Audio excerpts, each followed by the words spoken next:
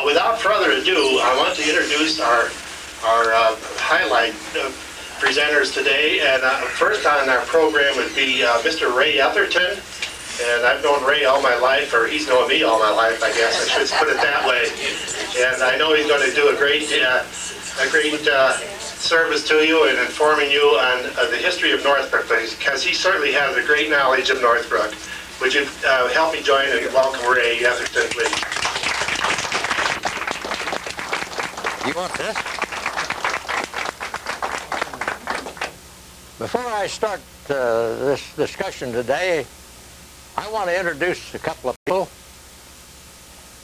Lived in Northbrook, grew up in Northbrook, whose father was, I would say, Mr. Shermerville Northbrook.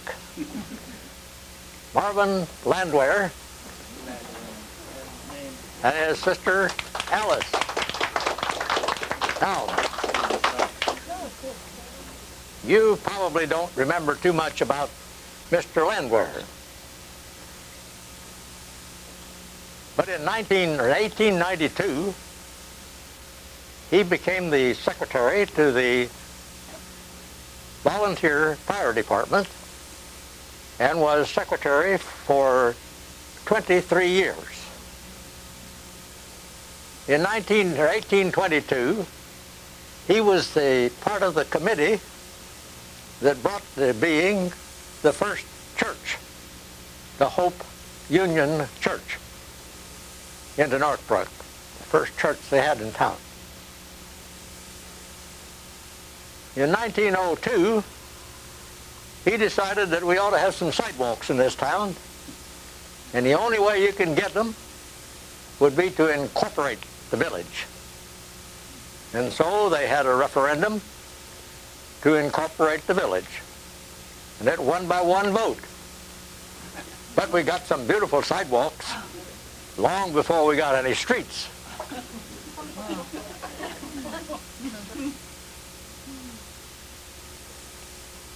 Then people decided they wanted to change the name from Shermerville to something or other. And so the board asked people to send in names that they thought would be good for this town. And he sent in the name Northbrook, Little Northbrook, North Branch of the Chicago River. And that is the name that the board selected for our new name. In 1927, he decided we ought to have a park district. And so he organized the park district, and he was president of the first park district. In 1930, he was the president of the school board that decided they were going to start the high school, because there had never been a high school in Northfield Township before. So with all these different activities, he was a very important person in this community. Now, some of you may remember from your history books that Illinois became a state in 1818. But there were no white people up here. This was Indian country.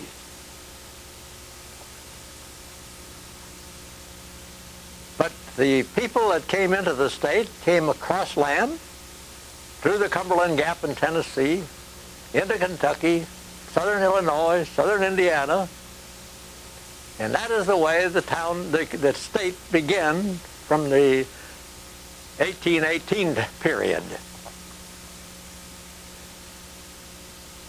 We didn't get too many people up here from that area, but there was one person that we can name. His name was Stanger, and they tell me that he walked from Pennsylvania to Des Plaines. He had a little following with him. They followed the river down from Des Plaines up to what was that time the Wheeling Road, now called Dundee Road. And they came inland a little bit, and they built a log church located just about at the entrance of the present Charlemagne subdivision. there's still a cemetery just to the east of that now. There's many people buried there from the Northbrook area. They've been a little later, they went on a little bit further west and built another log church at the corner of Dundee and Sanders. And then they came across the street and built the third church, called the All Plain Church. Looked like a church this time. And after a few years, a couple of the bishops in that church got into a fuss with one another over some interpretation of the Bible, and they split up the church. It was an evangelical church. And so half of them left that church and came across the street and built another church where the present evangelical or Methodist church is located today, on Dundee and Sanders Road. Well, a few stores developed in there.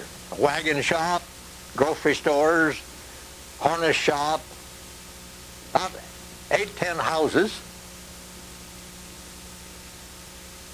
And that was the first village development of any kind in this area. Didn't have any name. It was just called Northfield. Now we go on the other side. Most of the people that came into this area came through the Great Lakes after they built the Erie Canal in 1825. Connected the Hudson River with the Great Lakes. And so we have a man by the name of Cyrus Sherman, who came from Connecticut through the Great Lakes to Chicago. Now, he was a politically minded man, and he became the first sheriff of Cook County. And he later became a part of the state legislature. And he had 3 sons. The oldest son, Forrest Sherman, built the big hotel, the Sherman Hotel in the city.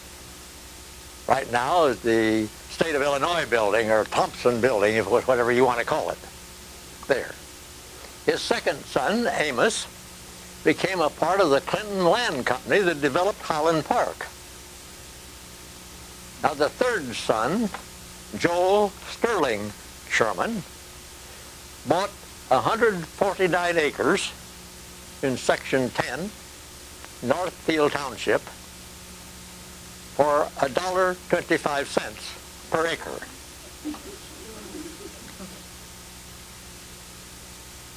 That was an area that included almost all of the old Shermerville area. Shermer Road, south boundary, east boundary almost up to the LaSalle Bank, to Dundee Road, to Western Avenue. He and his brother Amos built a beautiful white house right about where the village church is located today. It became a sort of the social center for the whole North Shore. Because of an accident in their family situation, they sold the property to a man by the name of Mr. Frederick Shermer. The other one was Sherman. Now we have a Shermer. Now, Mr. Frederick Sherman doesn't have too much to live by as far as famous names in the area. But in the city of Chicago, Mrs. O'Leary's cow kicked over the lantern and burned the city down. And so they decided that they wanted to rebuild the city with brick. And it happens that the best clay for making brick was right out here in this area. And we had the little brickyard down here where Annisburger's located now. Then we had the Illinois brickyard up on the other side of Dundee Road, and the National brickyard on the other side of County Line Road. There's only one problem. This whole area was one great big swamp. There were hardly any roads that go anywhere. Waukegan Road was sometimes called Plank Road. It was a corduroy road. You know what that is? They cut down trees and laid the trees side by side. That way then the wagons could go over those trees without going way down into the mud. There's a second problem, however. It took about 3 or 4 days to get to Chicago. Now you want to make bricks to get to Chicago, to rebuild the city of Chicago. You got dray wagons that take 3 days to get the city. Boy, it's going to take an awful lot of time to get any bricks into the city. So the Chicago, Milwaukee, and St. Paul built a railroad, one track. And this Mr. Frederick Shermer donated the land for the station and the tracks on condition that they name the station Shermer Station, which they did.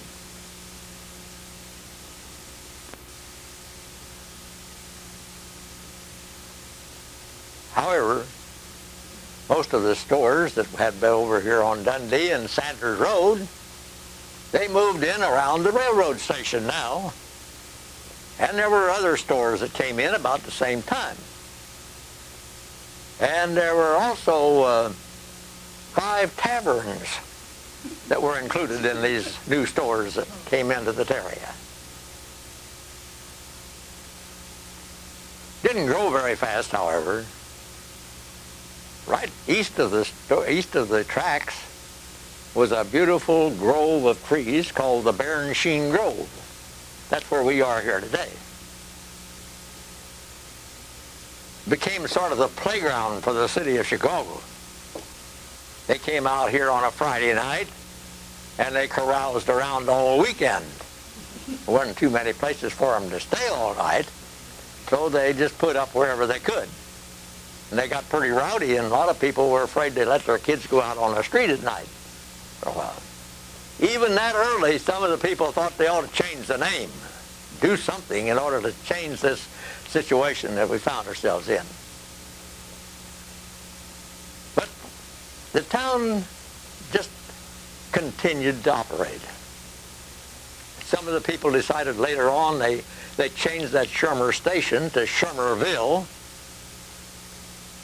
It continued as Shermerville.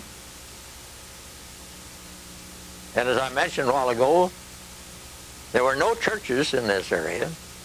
The only church was out here on Dundee Road, and the St. Pete's Church, which Don will tell you a little bit about after a while.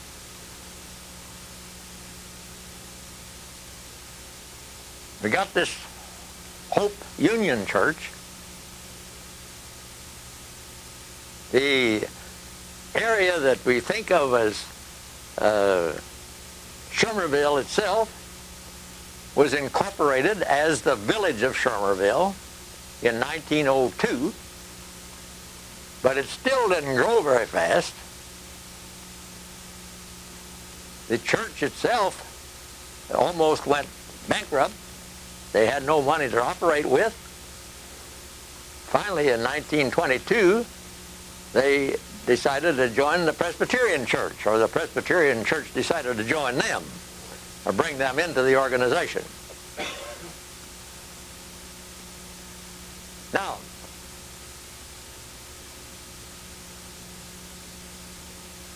you think of the business and so forth. There was almost no businesses other than just small, individually owned businesses in the area. The first commercial building was a wagon shop by the Lawrence family, right where their present Northbrook Garage is located today.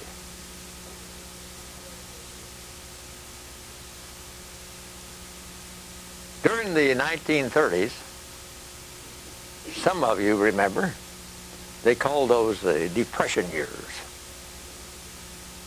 1929, we had a financial crash.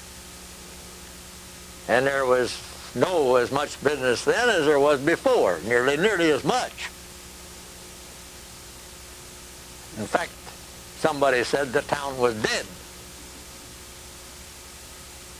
And it was pretty much dead. Until a man by the name of Emmett Culligan came to town. And he decided he wanted to make zeolite, a water softener. And we just had the perfect situation for him, because the way he made zeolite, he needed a lot of vacant streets. And back in the 1917, 18, 19, the village, thinking that there was going to grow like everything, had fixed up a lot of subdivisions. They had streets, they had sidewalks, they had sewer, storm and sewer, sanitary sewer, running water, everything. And so Mr. Culligan made a deal with Jock McLaughlin. He was the blacksmith in the community, but at that time he was the president of the village. And so by making a deal with him to use the streets, he put practically all the men who wanted to work, who had no jobs at that time, he put them to work. Then later on, during World War II, he made silica gel. I'm not going to go into all the detail of what silica gel is or anything like that, but by making the silica gel for the government and so forth, he put all the women to work that wanted to work. And so financially, Emmett Culligan saved the town. There was no school situation came out of the Northwest Ordinance, said that there had to be enough school districts in the area so that no child had to walk more than 1.5 miles to go to school. And at one time we had 8 elementary school districts in Northfield Township. 32, 3, and 4 joined together into Consolidated District 34 in Glenview. The first school that was built, however, was called the West Northfield School. Became later known as the Winkleman School, over on Sanders Road. In fact, it was the first school built north of Fort Dearborn. Don went to school at that school, in elementary school, any part of his elementary experience. The second school was the Grove School, which is built over on Dundee Road. In Northbrook, Mr. Sherman had built a log schoolhouse. The picture of it around here someplace. Oh, here we go, over here on the corner here. And he donated that to the district. Now it's called 28. At that time it was District 4. Maple School came in a little later, District 30. This first school that we mentioned was District 31, if you're following districts in the area now.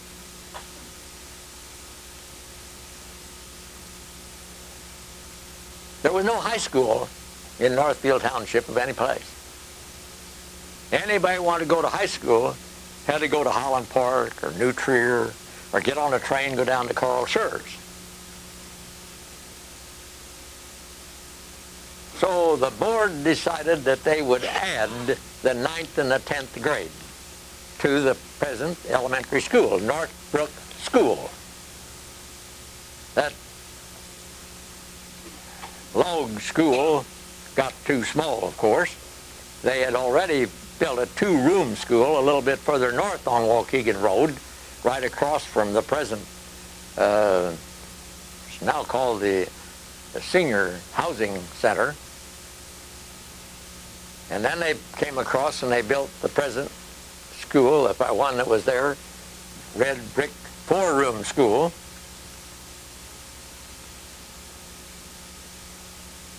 Now, we had only one school in the whole town at that time. So eventually we had everything from kindergarten through grade 12 in that one building, which was the Northbrook School. A lot of people say that, well, you worked in the Crestwood School. I never worked in the Crestwood School. I worked in the Northbrook School because it was Northbrook School at that time. The second school that was built in the township was the Greenbrier School. Now this Mr. Landwehr that I told you about a while ago owned all that land back there, and he sold that whole block where the Greenbrier School is located to the District 28 board for $10,000. $1 million worth of property today. Now,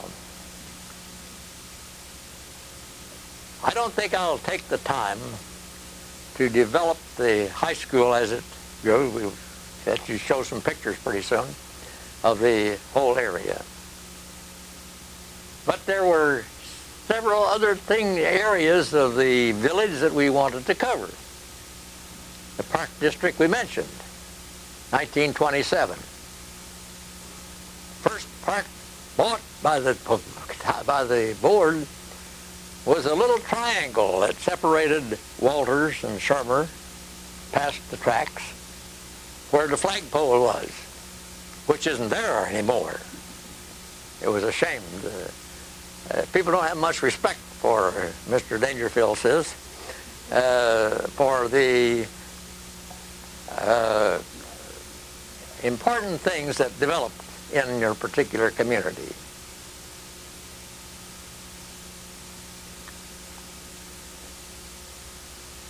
The library. We had no library until 1950. The Civic Association sponsored an essay contest in the high school. And they asked young people to write an essay on what Northbrook needed the most. Well, some said we needed an underpass on the railroad. We got it.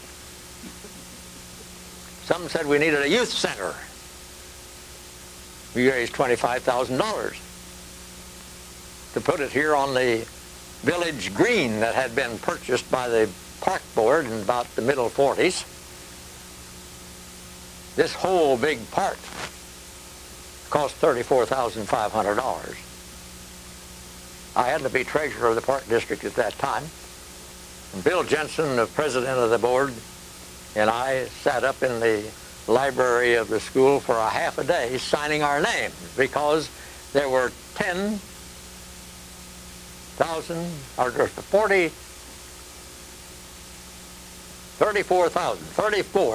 There were 34 $1,000 bonds. Each of them had they had 10 coupons. And so we had to sign the bond and the 10 coupons for each of those bonds. So it took quite a lot of signing. We knew how to sign our name by that time.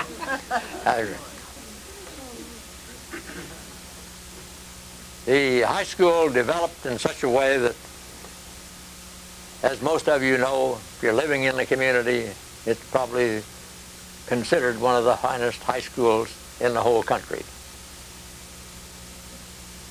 Got two high schools, north and south. The most that we ever had in the Northbrook School was about 400. Now we have about 1,900 in one and 2,500 in the other. So you can see what has happened to growth. What happened to the growth of the community? Well, You know, when we had that referendum to incorporate Shermerville, the law said you could have a referendum to do that if you had 300 people. But they found they didn't have 300 people. But the brickyard had bought 5 acres from John Bach. It was located on Dundee Road, about where Western Avenue is out there now.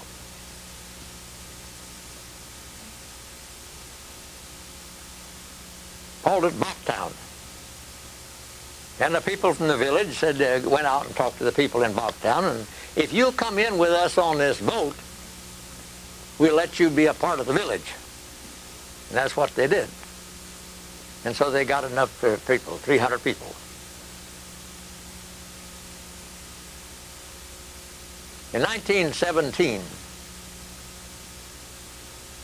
a Mr. Arthur Therian decided that we ought to have some running water and sewers in this town. And so he worked at it pretty hard, and that's what he got. They dug a deep well, 1,500 feet. Still there, right in back of the Civic Building. Used to be the Village Hall. And the fire station was in back of the Village Hall. Now, just in the back of that is this deep 1,500-foot well. The well is still there. Of course, it's not in use anymore. Then in 1920, Mr. Lawrence thought that we ought to have some paved streets in this town. We got nice sidewalks now. Let's get a few paved streets. And so he got to be the mayor, and he worked at it so hard that by 1925, there were more miles of paved street in Northbrook than any other village in the state of its same size and so forth.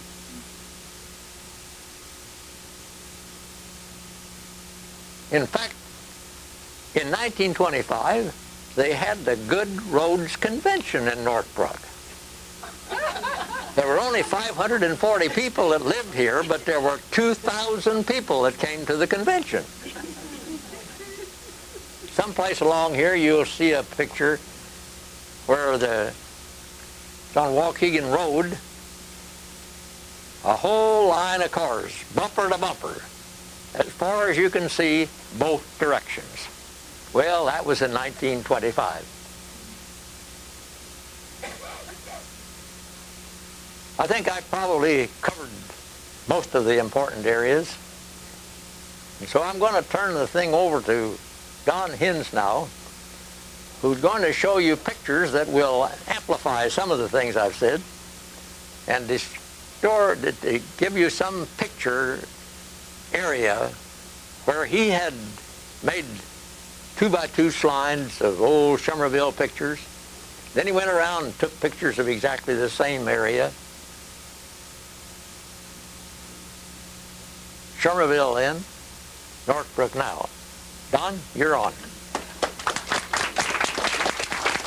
You want this?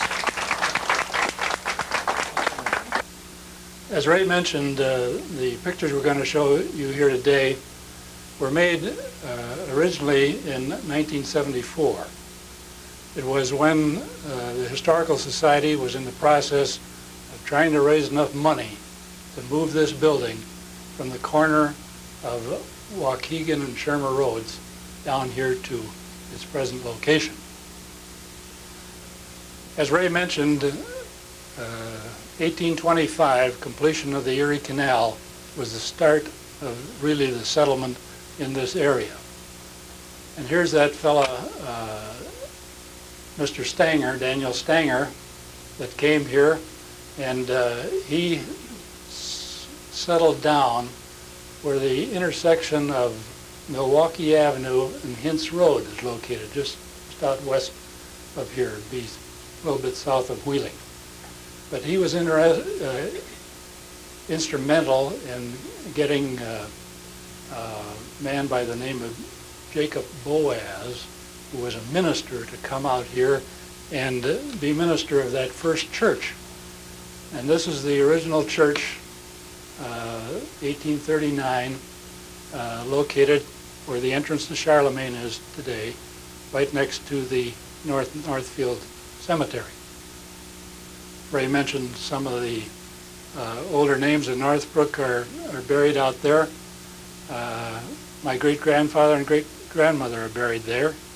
And as a result of that, why, they made me a trustee of that cemetery for the last 24 years, and I served as its president for 12 years. Finally, they kicked me off because I was too old. Now, I'm going to differ with my history teacher on this one. This is the second church, was at the northwest corner of Sanders and Dundee, and that was the Awe Plain Church, because right next to it was a little cemetery, the Awe Plain Cemetery.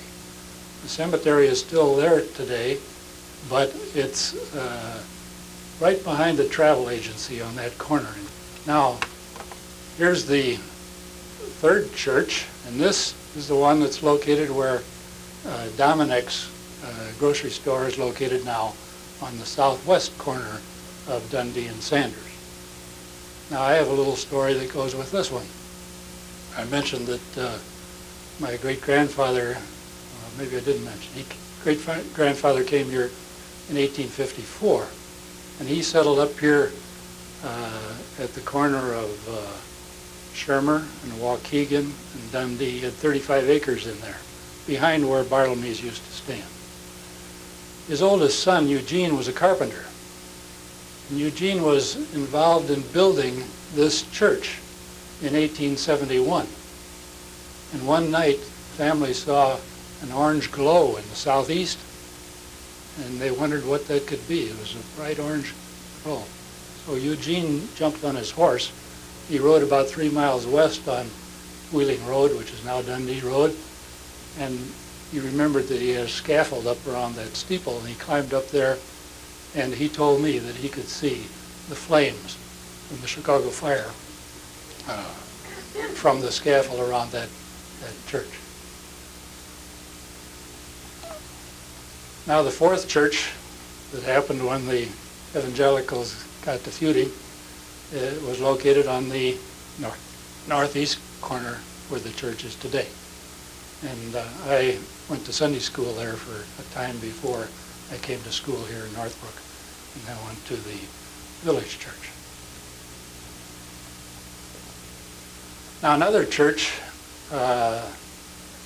called the United Evangelical Dutch Reformed Calvinistic Church was organized in March of 1951, and it was also located on what we call Dundee Road, but it was a little closer this way.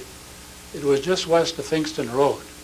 If you know where there's an enclosed tennis court now, it's across the street from where Sky Harbor Airport used to be. And the only thing that remains there today, to tell you where this church was, is the water pump. The pump is still there, but the building is gone. Behind the pump, you'll see some of the tombstones out there, and that's called Northfield Union Cemetery. Still remains out there. So that's Northbrook today. Now, that church that disappeared by the water pump, they joined with some people from Glenview and Niles, and in 1863, they built a church down south on Shermer Road, south of Willow Road. And that they called it St. Peter's Evangelical Church, and that's the way it appeared. Now, in I think it was about 1976, they had a fire and burned the church down. So when they rebuilt after the fire of this church, they built it out on Willow, just east of Finkston. And I'm sure most of you have seen that church out there. Now, here's plats of Northbrook. This map that you see behind here and over there is a plat of Cook County from 1875. Now, after this is over, if you want to come up and look, you can see that each little parcel of property of, say, 5 acres or larger has the name of the owner and the number of acres on it. And this plat here is taken from, it's actually from that section over there, which is the north part of the county. This is the south part of the county. It's all of Cook County on these two maps. Originally it was one piece, but our ceiling isn't tall enough here to have it reach in one piece, so we took it apart at the center and put half over there, north half, and the south half. Now, to orient yourselves, this is the railroad, runs through town, and I'm sorry, this is the railroad. This is Waukegan Road, and this is Shermer Avenue. Comes up here, crosses the railroad, goes over this way, and here is Dundee Road, Waukegan Road. I mentioned that my great-grandfather, Peter Hintz, had 35 acres in there. Now again, I have to disagree with my teacher. This log cabin that you see here was located right there, which is north of the intersection of Shermer and Waukegan. Northbrook School, later Crestwood School, now Crestwood Place, was right about there, across the street from it. What happened was, when they outgrew the log cabin, they moved the log cabin about 800 feet south of where it was, and it got lost because it became a room in a house that was built there. And it wasn't relocated until 1963. Looking at today's map, the log cabin was in a house right about there. When they built Chapel Court east of Waukegan, built a number of houses there, and they built the George Garner Cyclery, they tore down the old house. And lo and behold, when they took the plaster off the kitchen, they saw logs. When they took the siding off the outside, they saw logs. And the kitchen of the room was this log cabin. So at that time, another historical society, not this one, a predecessor, was formed just to save that log cabin, which they did. And they moved it down the street from here down to Meadow Hill Park, where the junior high school is, where the Little League ball field is. And it stood there in a little grove of pine trees for several years until about 1968 or 9. And some young people decided it would make a good bonfire and lit a match to it, and it burned. And it burned 2/3 of it down before the fire department came and put the fire out. Now, we were fortunate in that the Village Public Works saved a couple of the logs that weren't burned or charred, kept them in the Public Works yard, and when this Historical Society was formed, Jim Reynolds asked us if there was anything we could do with the old logs.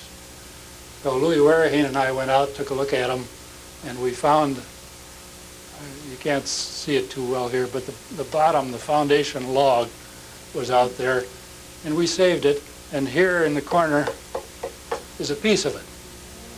Now, first thing we did with it was we put it out here by the creek, and we put a couple of posts in the ground and set this log on it, so it was a bench. You could be walking down that blacktop lane along the creek and stop and sit down and rest on the bench.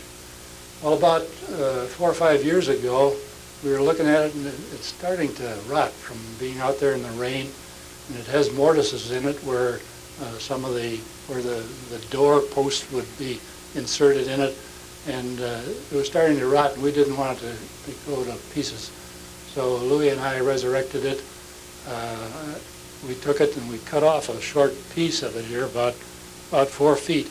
And after we get through, if you come up and look at this end of it, you'll see that we put a little brass arrow when it was an acorn in 1785.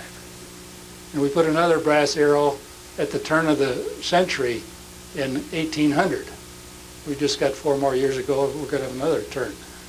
And then we put another brass arrow out at the outer extremity in 1841 when it was cut down to build this log cabin school. So that's an interesting little display that you can look at after we're through here. Getting back to the map here, you can see the name of Joel Sterling Sherman.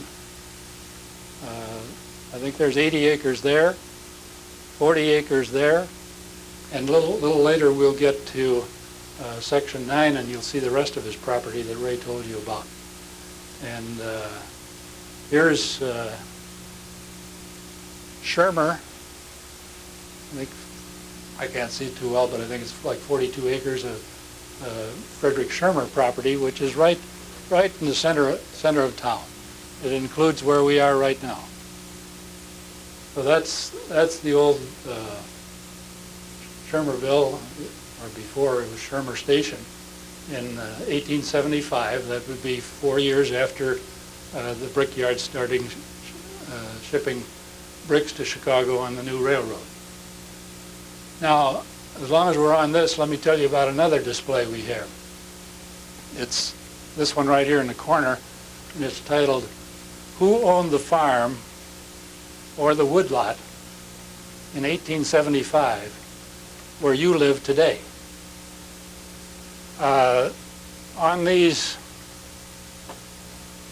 folding things we have the sections of Northfield Township which comprise the main part of Northbrook. There are 36 sections in the township, but we have about 10 of them in this display. And here they are laid out one to another.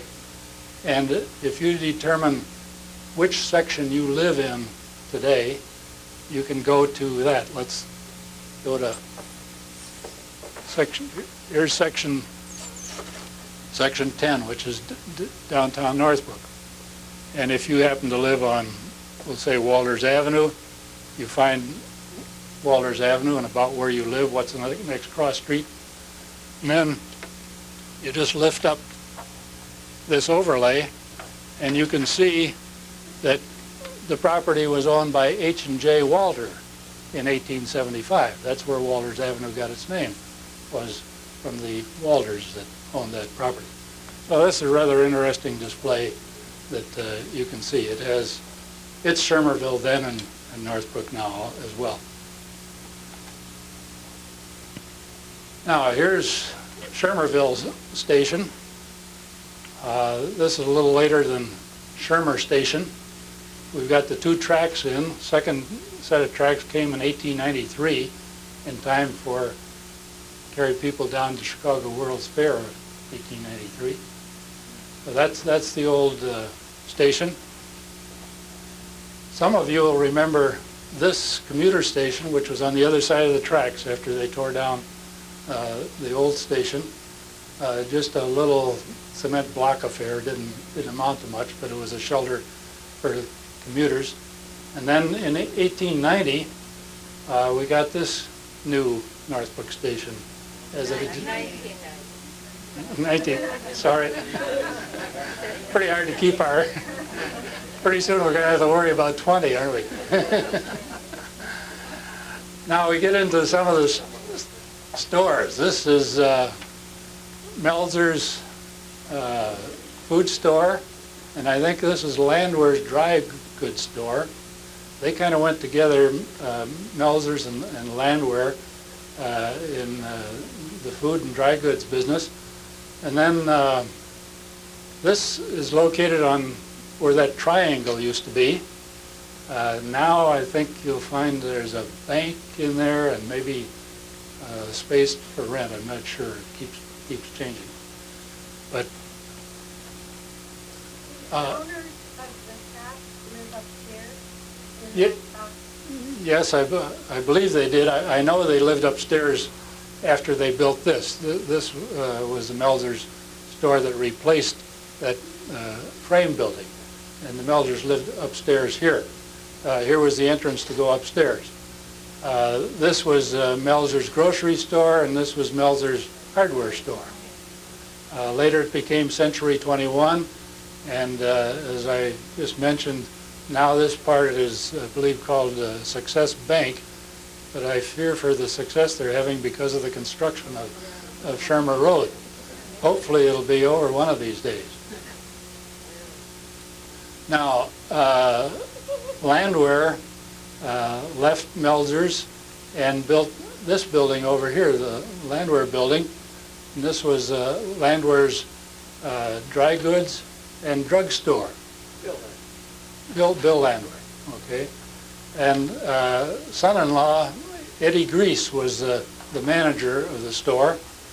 And another interesting fact about this was the Northbrook post office was located in the drugstore half here. And believe me, the post office was about so big. Eddie would be making ice cream cones and somebody want to buy a stamp, so he'd run around, go in here, lift the window, and sell them some stamps, and then go back to making ice cream cones. The dry goods store had a little bit of everything: yard goods, shoes, raincoats, you name it, you could. Oh yes. Ray reminds me that this was the first Northbrook Park District Park. Right here, you're looking at the whole thing, including the flagpole. Now here's that building today in 1992. As I say, we have trouble keeping up. I think there's a beauty parlor in here now, and I'm not sure what's in this half. It's hard to keep up with it. But looking down the street, maybe we got another view that shows better down the street. Oh, here we are, Wally Bernhardt in his hardware store.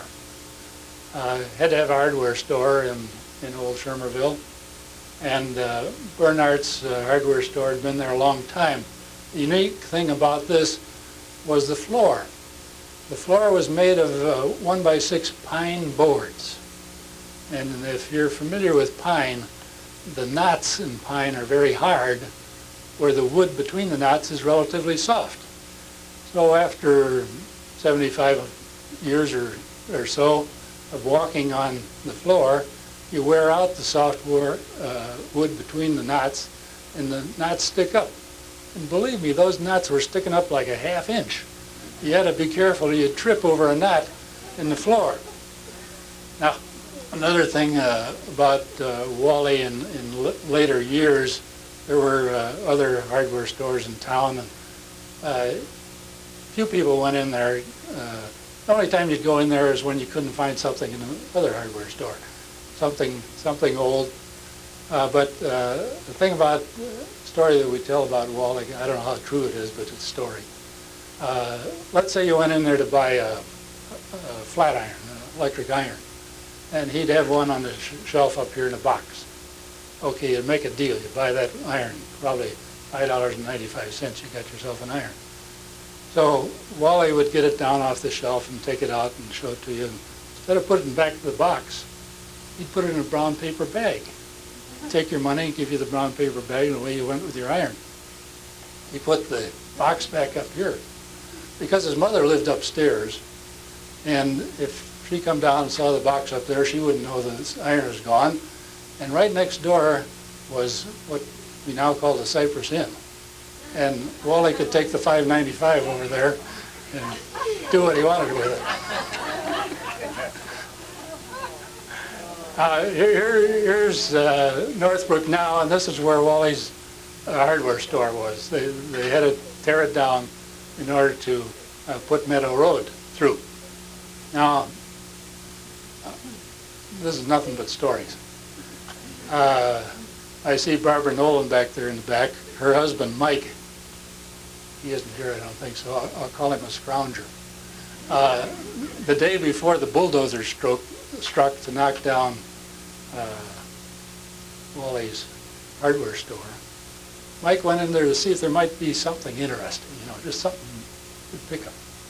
And he found something rolled up on a stick. The stick was about 6 feet long and it had something rolled up on it. Well, he didn't know what it was, but he put it under his arm and he went home with it.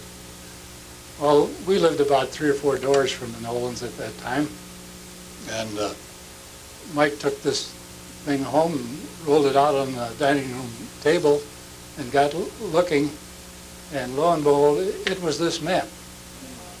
And he looked around, naturally gravitated toward where Northbrook is today, and he found Peter Hintz name on the map.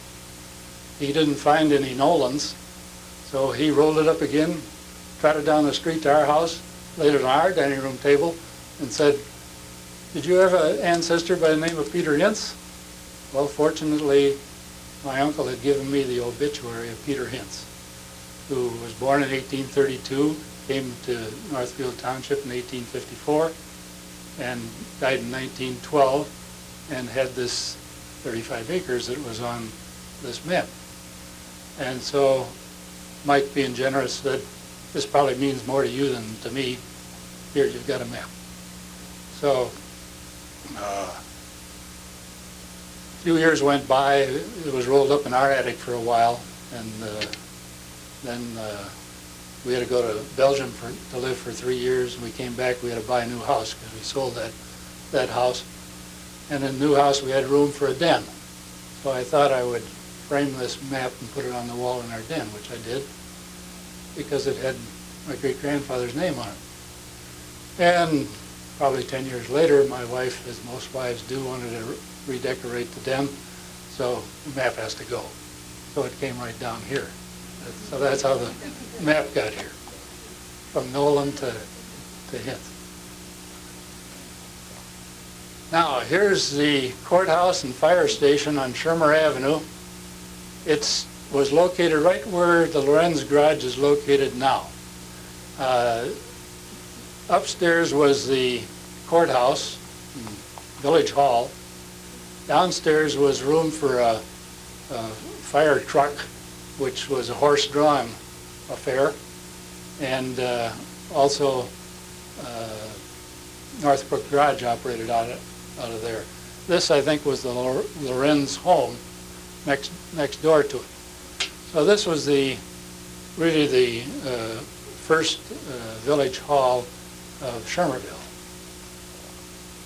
Now here's a second village hall of Shermerville on the corner of Walters Avenue at First Street. Ray mentioned the Northbrook Civic Association, and they gave $7,000 toward the building of this first village hall, and later in the back was added a place for the fire trucks, and as Ray mentioned, back behind that corner was that 1,500-foot well that supplied the village with water. So that was the village hall. The first library was started in just a little room of that village hall sometime in the 1950s. Here's the third village hall on Cedar Lane. Many of you remember that. It's gone now to make room for the present village hall.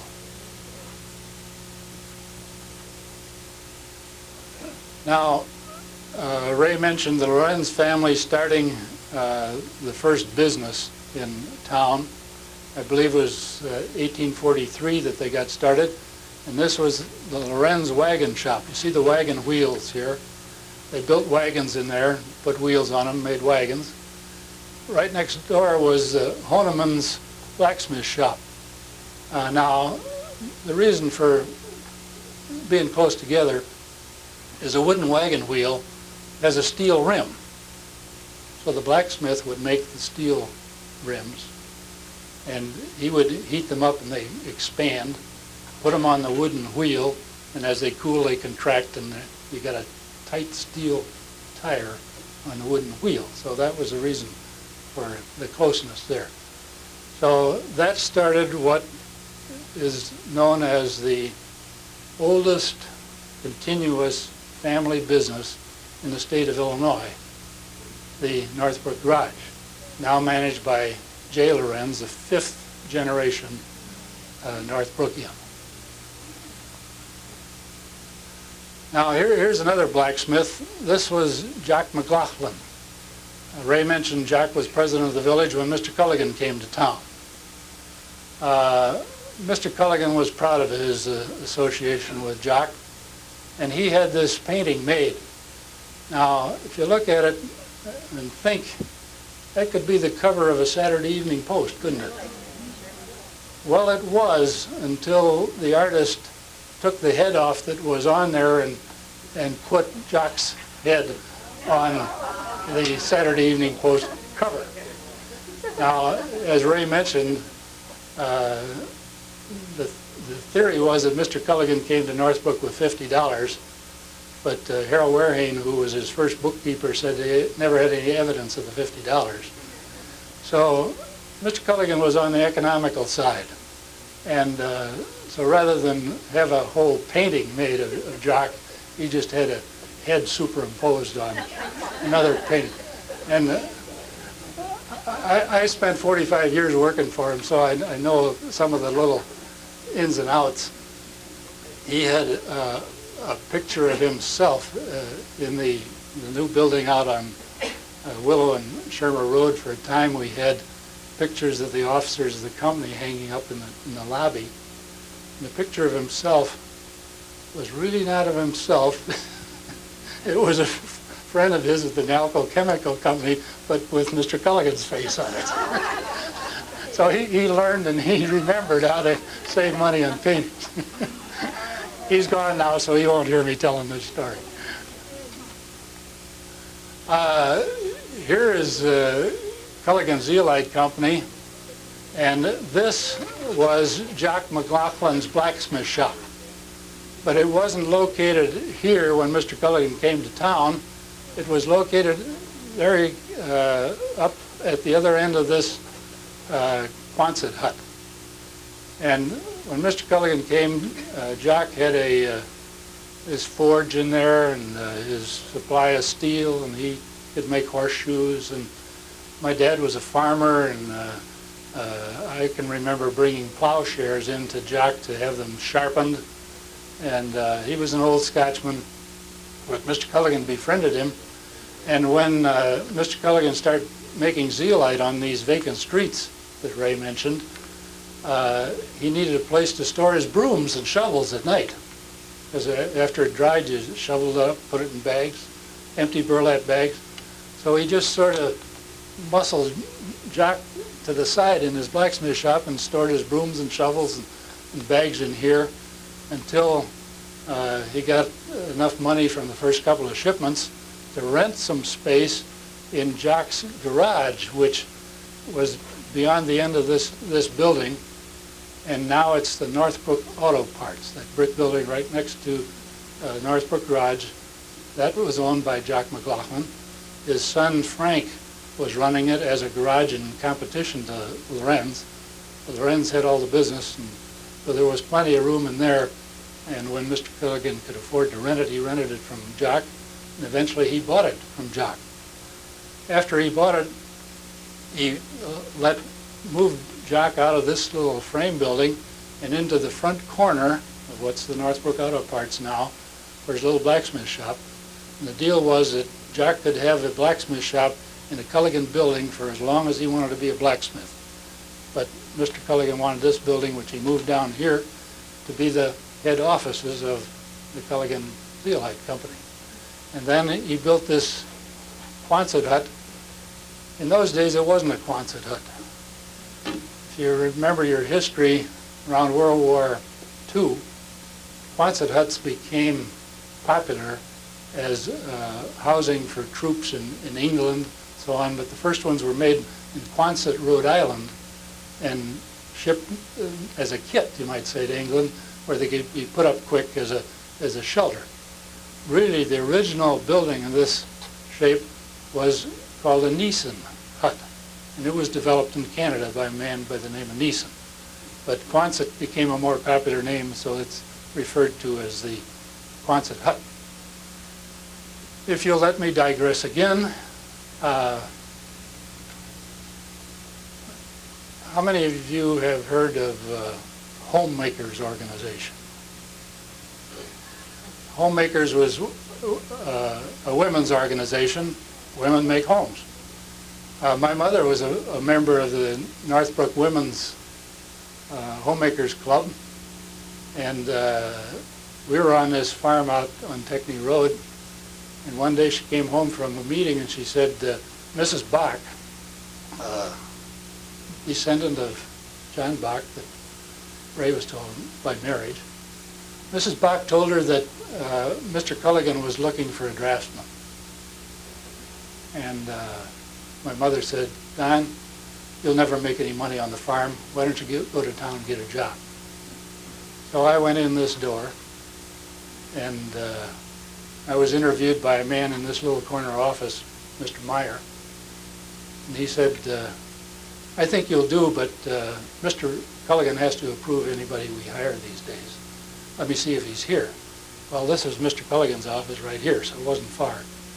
And he took me, introduced me to Mr. Culligan, and his first question was, Don, what have you been doing? Been working on the farm. That was the magic words, because Mr. Culligan was raised on a farm in South Dakota and Iowa, and we got to talking about farms for about an hour and a half. Never did talk about my job, but finally the phone rang and somebody wanted him somewhere else, and he said, I'm sorry, I've got to leave now, but he said, if you'll promise to work for this company the rest of your life, you can start on Monday morning. So I promised, he kept his promise, and I kept my promise.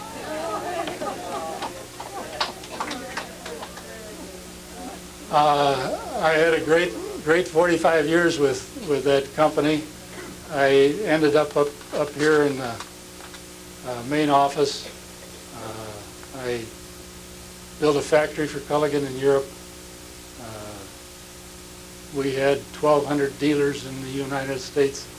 I knew most of them by their first name. After building a factory in Europe, I became Director of International Operations. We had Culligan dealers in 93 countries of the world, and again, I know most of them by their first name, so it was a great experience. Here we have the Auto Funk Tavern, one of those five that Ray was telling you about. If you kind of keep that picture in your mind and then look at this one, and it's the same Cypress Inn. It's been here a long time. I'm not sure of the dates, but in the 1800s to present. And it's going to be here in the 2000s. This is Schilling's candy store.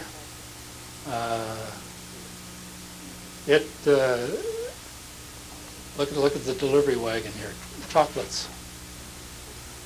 That's got to be in probably the 1910s to teens, somewhere in there. Here's a Shermerville State Bank. Some of you remember Ben the Shoe Man and Little Louise. Okay. In the early 1900s, that was the Shermerville State Bank. Before the, Edwards Florist over here, the brick building, that became the Northbrook State Bank after this one.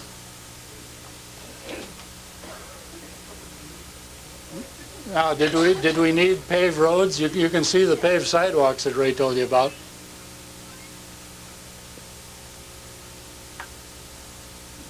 In 1914, this is the way the streets were, and you had to put on your mudders to get across, that's for sure. I think This is Funk's Tavern. This is probably Hap's grocery store. This is Wally Bernhardt's hardware store with the knots in the floor.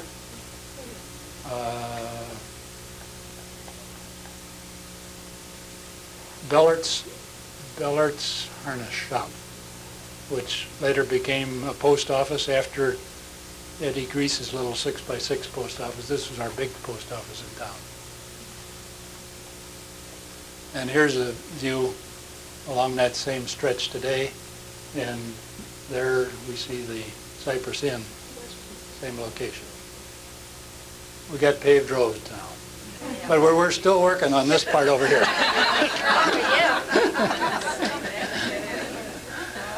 Okay, here we're back to 1875 again, and lo and behold, here Gramps Peter Hintz again with 75 acres. This is Wheeling Road, now Dundee Road.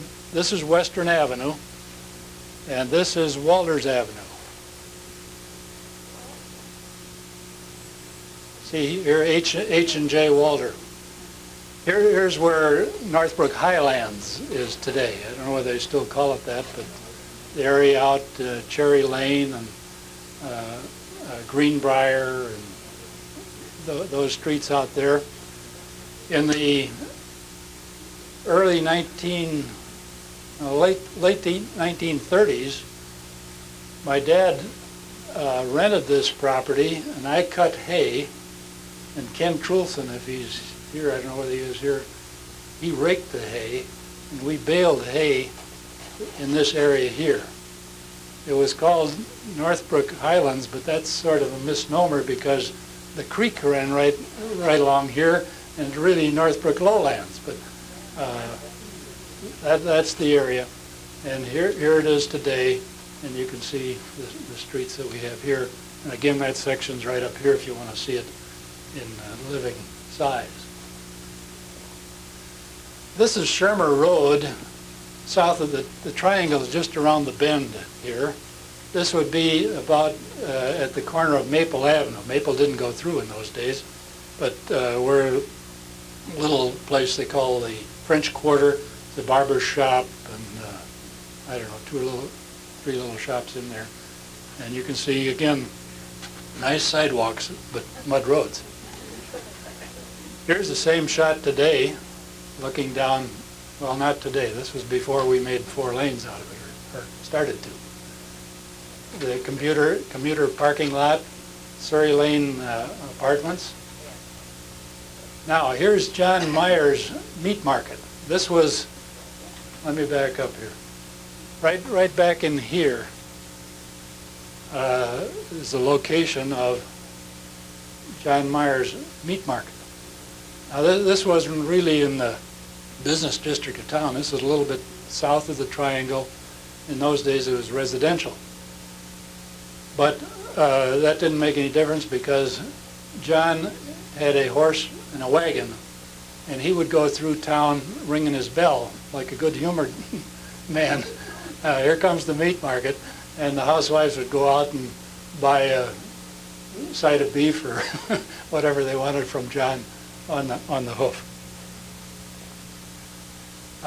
This is the location of where John's meat market would have been. Now it's the Surrey Apartments. Shermer just south of the triangle.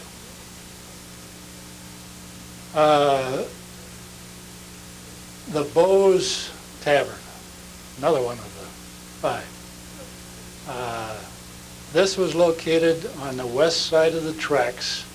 It'd be right in the commuter parking lot today, just west of the tracks, just a little bit south of Walters Avenue.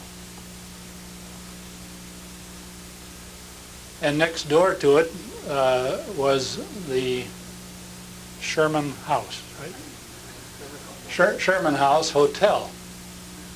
And this, I believe, was taken around 1918, this picture. And here's how it looked before it was torn down. Heartbreak Hotel. It was a taxi stand, and I think maybe there was a beauty shop back there at one time. The commuter parking lot has taken that over now. In fact, here's the scene from the very same angle. That Heartbreak Hotel would be standing right there if it were still there. So here's the new railroad station back there. As you see. Now here we're going down east on Main Street, Northbrook State Bank. There's the Village Hall with the fire station downstairs. Here's on the other side the Funk Saloon, and on down the street. Again, we've got our sidewalks, but not our streets. And here's that view today. Edwards Florist, Northbrook Auto Parts, Lorenz Garage, Village Green Park is back in there, and the Cypress is across the street there. Here's that log cabin. That's an enlargement of this view right here. This is the log that we have here, piece of it right here with the bronze or brass arrows giving the dates. And that's the way it was after it was moved down to the park. Here's a class in the 1890s. This would be after the log cabin had been moved. They had a two-room school on the same east side of Waukegan Road. Now here's, this is a misnomer. It says Crestwood, and Ray will tell you that that's Northbrook School. And it was built like this in 1911, 4 rooms. Here's Shermerville School, 1st and 2nd grades under Miss Helen Ford, teacher in 1918. One of our members, Louis Warehane, is right there. Now they added on to the back of the room, had an auditorium and another classroom or two. And I don't remember the date, but in the 1938, 1940, the Public Works Administration helped build this addition along Waukegan Road. The PWA financed 90% of it, and the District 28 10%. So it was a good bargain, and they had a beautiful library in here. We have some of the bookcases upstairs in here because when they changed it from a school to Crestwood Place, they kind of cleaned it out and made the rooms into small apartments for our senior citizens. Here's another view of it, and notice this stone up here, which originally said Shermerville School. Then they sandblasted the Shermerville School out and carved in Northbrook School. Off to the left here, in 1928, they built a gym. That's where we played basketball. And then, I'm not sure of the year, but they tore down the gym, remodeled it into the senior center, and decided it would be very misleading if it still said Northbrook School up here. People looking for Crestwood Place, the senior citizen, would come down Waukegan Road and see, well, that's the school, that must not be the senior center. So they had to take that stone out, and again, Public Works Department was keeper of it for a while, and again they called the Historical Society and said, what can we do with it? So we mulled it over, and we decided that we could make a historical marker here, and I was instrumental in designing it, and we bought a couple of new stones that says original site of, and then here it says Northbrook School. But when the light is just right, if you look at it from just the right angle, you can see where it said Shermerville School under the Northbrook School. So if you're up there at the corner of Keystone Angle sometime, walking along, taking your time, kind of cock your head to one side or the other and see if you can't see Shermerville there. We made this thing about 30 inches wide, and bricks all the way around. And in the middle we had a cavity, and Emil Bucher, one of our members, had a machine shop, and he built 3 stainless steel canisters about this big square and about yay thick. And we filled one with memorabilia of the village, one with memorabilia of the schools. We've got all the annuals of Northbrook School in there, and one with memorabilia of the Historical Society. They are in there, and we asked the village board to pass a resolution stating that the village should open this marker in the year 2036. Well, that's 50 years after we sealed it, and see what's in those boxes that are in there. It'll be interesting. Ray mentioned Grove School on Dundee Road. This is the first Grove School on Dundee Road, small little frame building. It stood for many years. I wonder if I have a picture. If I do, I remember this little window up here. Nope, I don't. This is the second Grove School right next door to it, which was a 2-room Grove School. This was the way it looked when our West Northfield School used to play baseball against Grove School. And we came up here to play ball. Here's Grove School today, now on Finkston Road, just south of Dundee. This is Maple School. This was on the east side of Shermer Road, across the street from the present Maple School, just south of Glenbrook North. I believe this is a parking lot for Borden's company now. And here's the present Maple School, just across the street from the original.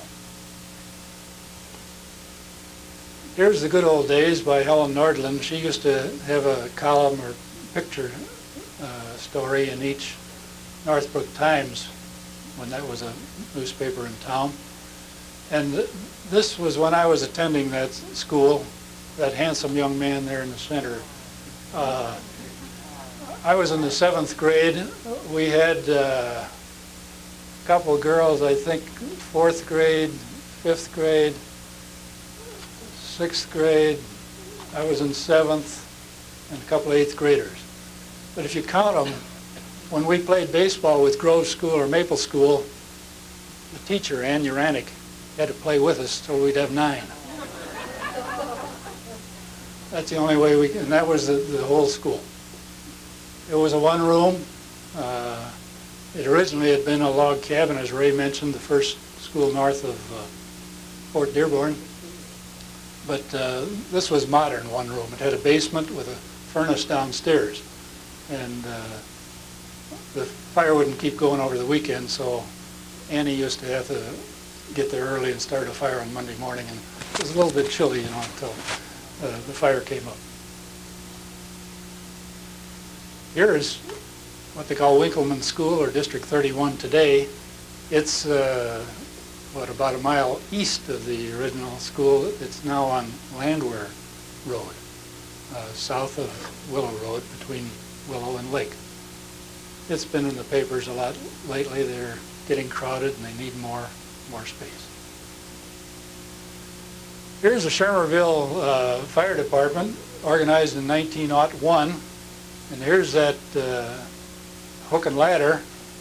I don't know whether it was horse-drawn or people-drawn. It wasn't motorized, that's for sure. Here's the village hall, courtroom, village hall upstairs, fire department, and garage downstairs. Here's the first motorized truck. And I can recall when that was still running around. They had several newer ones, but that kept going for quite a while. And here's the big banana with the extension ladder that they have part of. This is at the Eastern Station over on Dundee Road. We've got 2 brand new ones. one on south on Shermer and the other on Dual Road now. Here's the first church built in what was Shermer. Well, this is probably still be Shermer Station. It was built in 1893. Shermerville wasn't incorporated till 1902. It was organized in 1892 at the Northbrook Railroad Station, and then they built this first church. And look at it carefully, noticing where the belfry is. Incidentally, we have pictures back there just behind the first window from here celebrating the 80th anniversary of the bell in this church. When they built it, they didn't have a bell. But in 1916, they got together $107.45 in order to buy a cast steel bell. And on that picture montage back there, you'll find a scaffolding that was built up. You'll find 7 men pulling on a rope, and a pulley, and the bell is about this high on its way up to go into the belfry. Now, in 1927, 23rd of December, just before Christmas, that church that you just saw had a fire and burned. So they rebuilt it in this fashion, and whereas the belfry was here on the corner, this is Church Street, this is Chapel Court. It was now turned 90 degrees, and the belfry is here, and the roof line runs this way instead of that way. This was occupied by the Village Presbyterian Church until 1949, when this church was dedicated at the corner of Church and Shermer. The first section was this. It served as the church and the minister's offices here. Here's the bell, the 1916 bell. When we sold the church, we moved the bell, and it's still up there ringing, and that's why we celebrated its 80th anniversary just last month.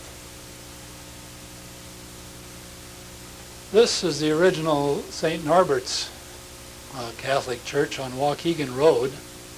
I believe it was organized in 1912.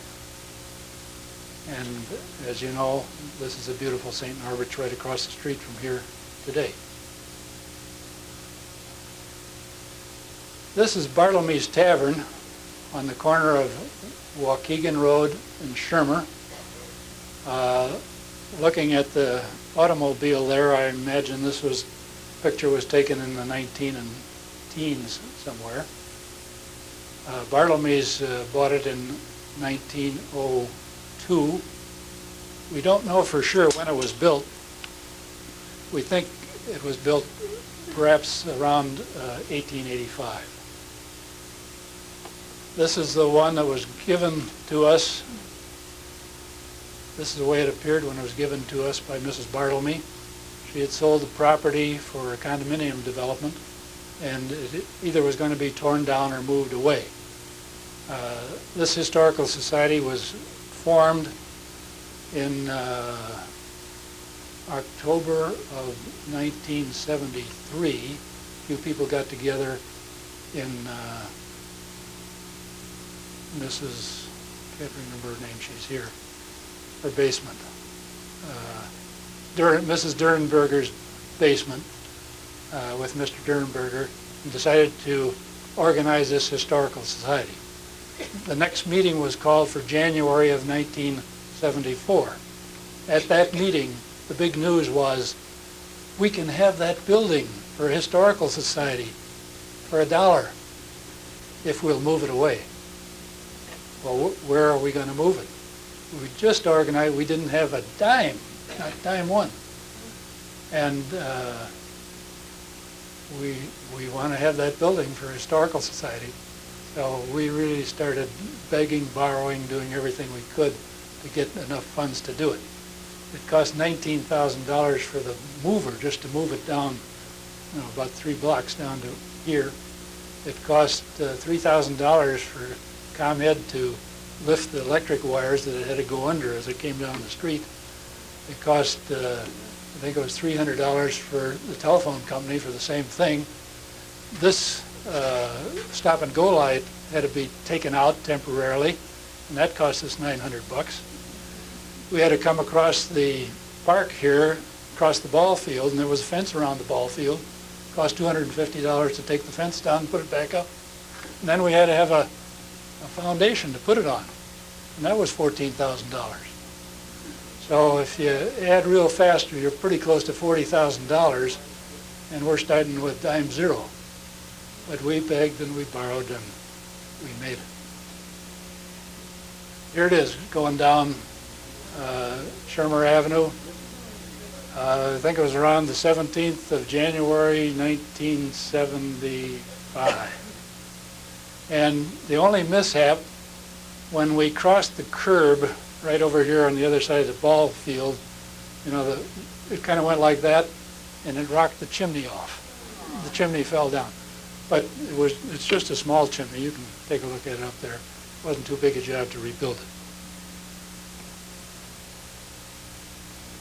Many of us spent many of an hour scraping off the old paint outside and in. That was years of volunteer labor. We did most of the work just with volunteers. We had many volunteers that really helped. And we spent every dime we could to move it. In fact, one of our fundraisers was buy a square foot of restoration. If you give us $5, you're paying for a square foot of restoration on the west side. If you give us $8, you're paying for a square foot on the front. If you give us $3, it's the back, and something else on the east. And we got a lot of dollars that way.